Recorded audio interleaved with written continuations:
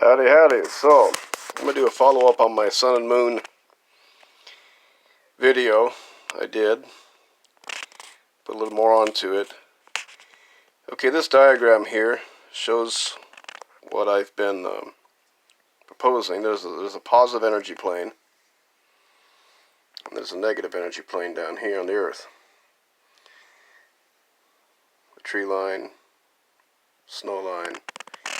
And as you go up, this energy becomes more positive, and as you go down, it becomes more negative. So Death Valley would be the hottest place on Earth, and places like here would stay cold because the sun actually wouldn't heat up. Okay, so what I was looking at, tree line in tropical lands is between 15,000 and 17,000 feet, and temperate lands is between 3,000 and 11,000 feet, and cold areas is 1,500 feet. Okay, on the full moon, the level of the plane of current is brought up by the frequency changes because of the moon's influence. As the sunlight goes towards the Earth, it becomes hotter. As a reaction to the frequency increased, people and animals who are out of balance, known as lunatics, get crazy around the full moon. All life is maintained by a circle of energy, and, if out of balance, one gets sick. Every crystal and mineral gives off different frequencies. Trees and plants have their roots in the earth, leaves to the sun. This makes a circle of life. When combined with air and water, life goes on. The energy keeps all things moving. With the right combination of minerals, everything lives healthily. Without the sun, there could be no life. Okay, so on the clouds, if you look at the different kinds of clouds, they form based on the energy levels in the sky. It's pretty self-explanatory.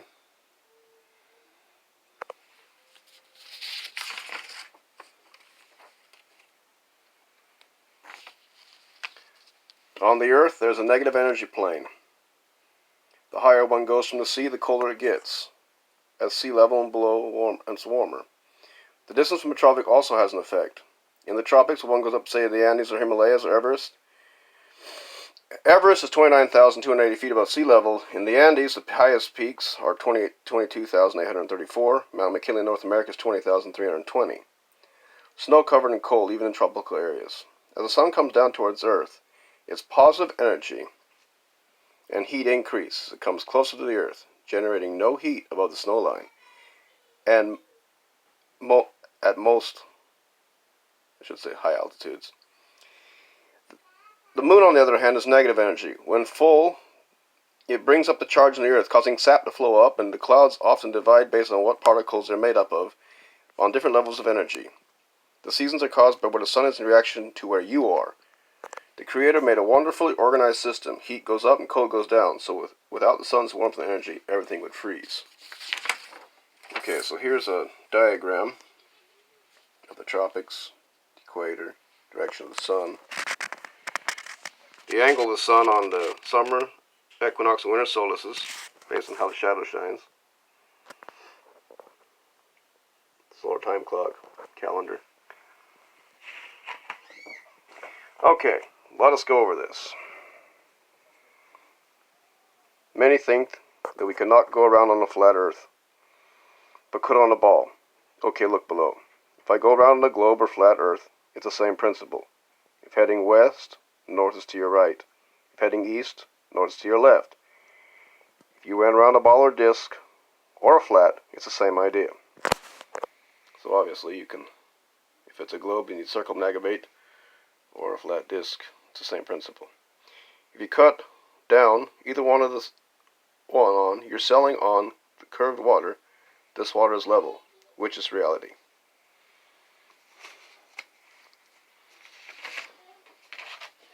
Okay, so this shows the sun, the difference of the overlap on the sun. When it's at the Tropic of Cancer, we have the midnight sun in the north. When it's here, we have dark days in the north. The Sun is around 32 miles in diameter. As the Moon and Sun go around the Earth every 24 hours, the Moon goes around every 25 hours, falling behind 1 hour every day. I put together a basic map of the water currents, which coincide with the heat of the Sun and the water. The Earth is surrounded by ice, some places miles high. What is beyond the ice we do not know. If one sails around the Earth by going either east or west, the water surrounds all land masses. Water currents, as the Sun heats the water, causes it to react with the cold water in north and south, causing the currents to flow. We have the Gulf Stream current going up and the cold coming down. Okay, people say, well, I've seen boats go over the horizon. So, you see a boat going over the horizon, and you say, well, boats on the sea seem to disappear. Once out of view, they can be brought back in plainly with a telescope, even after they disappeared. This is because it's perspective, and not that the eye can only see so far, and not that the water is curved. Second principle. Water always flows down to level and maintains its level. Many tests are done with high-powered telescope, laser lights, and sonar, and radio waves. All show there is no curvature on water. If gravity were holding millions of tons of water stuck to the Earth as a spinning ball, it would also hold rainwater wherever it would fall. Some of the rivers, for example, the Nile, flow 1,000 miles, and it only drops 1 foot. The Suez Canal is over 300 miles long with no locks. If the Earth were round, the Mississippi River would have to flow uphill 11 miles before reaching the sea. Rules of water. Water always flows downhill. Water always maintains its level. Water at its level does not curve. And sea level is the same over all the Earth.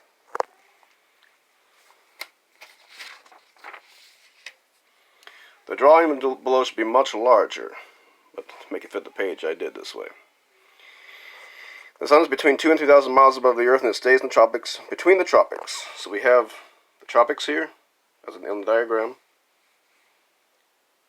And so on this side when it's day, this side it's night.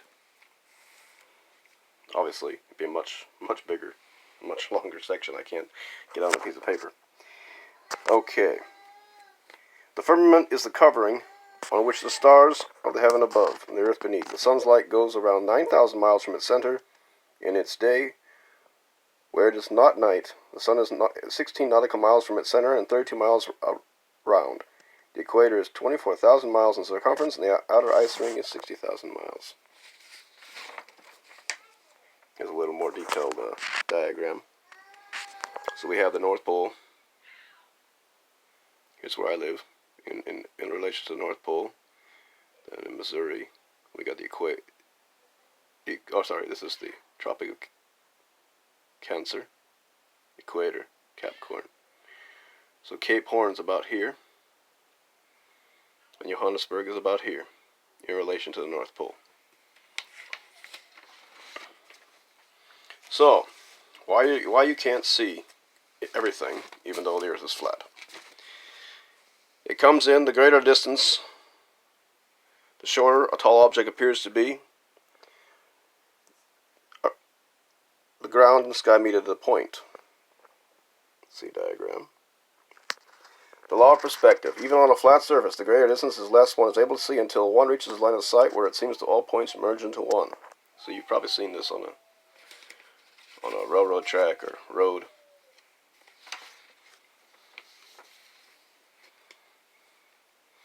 Sitting at a plane at 37,000 feet, about 6 miles up, one can see the Earth out of both side windows. Planes fly up on an angle till they level out and fly straight, without the help of a gyroscope or artificial level, not dropping. Or with the help, sorry. Not dropping down to time to land. After flying 7,000 miles with no correction for curvature, they're still at 37,000 feet. On a ball, one could not see land out of both windows. Your line of sight extends as you rise and you see further. So, if you're looking out the windows, you see land on both sides. Planes fly straight once they reach a cruising altitude. How do you think a plane could land on Earth moving, if the Earth's moving 1,000 miles an hour? If you would fly west, it would take much longer to reach place of flying east, but at the same time. Again, a stationary Earth is the answer. So without correcting for curvature, a plane will end up in the middle of nowhere. So when you'd fly, you'd just fly off. Okay, another thing that proves that the sun is moving and not the Earth is the sundial. And you can prove this anywhere on the Earth. A sundial, now let me go a little bit deeper into this than this paper says. If I take a ball and I put a little stick on it, and I spin that ball, and have a light shining, mimicking the sun, you will never be able to imitate, except on the very highest part of the ball, this scenario. The sundial is one proof the Earth is moving, or the sun is moving and not the Earth. It works anywhere on Earth and would not work if there was spinning or tipping in a lot of places. Time remains the same for thousands of years, never changing. The shadow lengths in summer and shorter in winter, the time remains constant. As an experiment, try taping a stick to a ball and shine a light and spin. You will see the sundial would not work on a spinning, tipping ball. Only a flat, stationary Earth with a moving sun. So I have a diagram here. Sundial, sticks. As the sun moves, it turns around.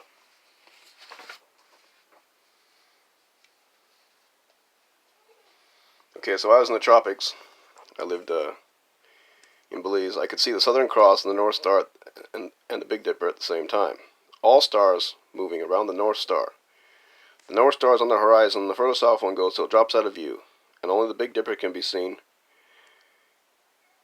From Australia, in the northern sky, you can see the North Star. In Belize, which is north of the equator, both are able to be seen while on a clear night. At times of year, the Southern Cross is not seen above the horizon. Sometimes. The Southern Cross can be seen in Texas and Florida and drops out of view further north. So in Belize, when you'd sit there, you'd watch the Southern Cross moving the same direction as all the other stars around the North Star. This is only possible on a flat Earth. Now, for an experiment. For a diagram here, on a flat Earth, you see the sun, the ray of light coming across the water. Let's see if that would be possible on a ball Earth. The things you need: tin foil, candle, piece of wood or block, on a flat floor. When standing, look out at the sea, at the setting sun or moon. The light comes out to one over the water in a straight line. If the water were curved, this would not happen.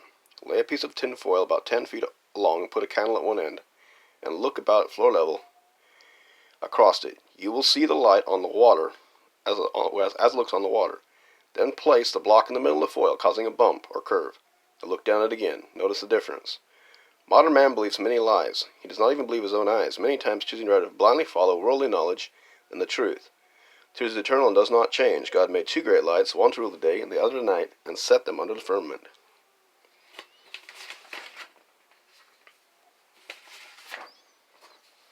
So, I was working on this diagram of the energy. We have the North Pole is positive, the outside is negative, all compasses point north. I got 2.5 kilohertz, it's 2 hertz, 1.3 kilohertz. Okay, so the Earth pulsates at 7 to 7.8 hertz. It pulsates off the ionosphere. The radiation bounces from the positive to negative planes. And when it gets caught in the clouds, that's what causes lightning. We have as the sun moves north, it warms in the north. As it moves south, it's winter in the north, summer in the south. Okay, so think about it. This idea of the flat Earth was first brought to my attention in 2007 or 8 when I was down in Belize. I was talking with the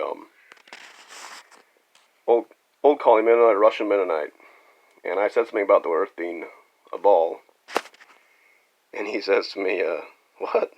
My parents always taught me it was flat." So we had an eclipse coming up, and I decided to